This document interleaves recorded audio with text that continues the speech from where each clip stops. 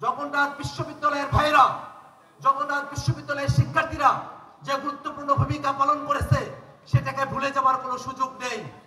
আমরা অন্তর্বর্তীকালীন সরকারের কাছে আহ্বান জানাই, জগন্নাথ বিশ্ববিদ্যালয়ের শিক্ষক এবং শিক্ষার্থীরা যেসব ন্যায্য দাবি দাওয়া নিয়ে রাজপথে হাজির হয়েছেন, অতি দ্রুত জগন্নাথ বিশ্ববিদ্যালয়ের শিক্ষক এবং শিক্ষার্থীদের সেই সব ন্যায্য দাবি দেওয়া সরকারকে বাস্তবায়ন করতে হবে।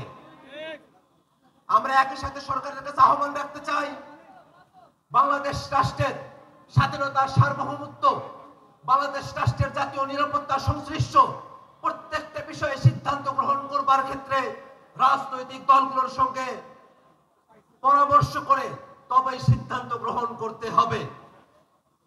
মানবিক করিডোরের প্রয়োজন আছে কিনা, সেই করিডোরের নিয়ন্ত্রণ কাদের কাছে থাকবে, সেই করিডোর দিয়ে কি পারাপার হবে, প্রত্যেকটা বিষয়ে রাজনৈতিক দলগুলোর সঙ্গে আলাপ আলোচনা করে তারপরে সিদ্ধান্ত গ্রহণ করতে হবে।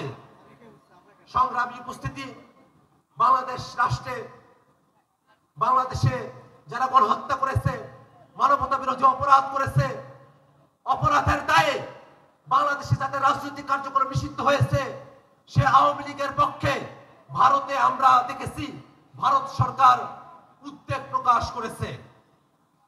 আমরা ভারত সরকার বাংলাদেশে দীর্ঘ সময় ধরে এই দেশের মানুষের সঙ্গে তারা তাদের রাজনীতি, তাদের সম্পর্ককে পর্যবেসিত করে নাই, বরং বাংলাদেশে ভারতের সম্পর্ক ছিল এই দেশের জনগণ বিচ্ছিন্ন ওই আওয়ামী লীগের সাথে। আমরা ভারত সরকারের কাছে আহ্বান রাখবো, বাংলাদেশে বাকশালী ফেসিবাদী, স্বৈরতান্ত্রিক গণহত্যাকারী, মানবতা বিরোধী অপরাধী আওয়ামী লীগের সঙ্গে আপনাদের যে সম্পর্ক, সেই সম্পর্ক ছিন্ন করে এদেশের মানুষের সঙ্গে সম্পর্ক তৈরি করতে হবে। বাংলাদেশের ব্যাপারে, বাংলাদেশের রাজনীতির বিষয়ে সিদ্ধান্ত গ্রহণ করবে বাংলাদেশের জনগণ।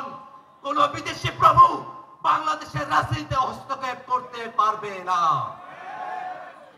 সংগ্রামী উপস্থিতি, বাংলাদেশের রাষ্ট্রকে, বাংলাদেশের সমাজকে সামনের দিকে এগিয়ে নিয়ে যেতে হলে এদেশের যুবকদেরকে তথ্যে, এদেশের যুবকদেরকে বিভিন্ন কিছুতে সব দিক দিয়ে দক্ষ করে তুলতে হবে।